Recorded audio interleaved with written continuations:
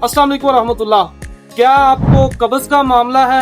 क्या गैस खारिज होती रहती है, वजू टूट जाता है? क्या बदहजमी रहती है, खाना हजम नहीं होता?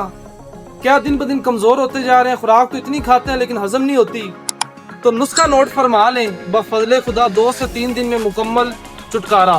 बदहजमी है, पेट में गैस है, अफारा है, सो एंड सो फोर्थ। मगा 10 ग्राम, फिलफिल स्याह 10 ग्राम, सुंड 20 ग्राम, नमक स्याह 10 ग्राम, सुरंजा श्री 20 ग्राम, हलीला सब्ज 20 ग्राम। हलीले की गुठली निकाल के फेंक देनी है, उसका छिलका तकरीबन 10 ग्राम रह जाएगा, वो डाल देना है।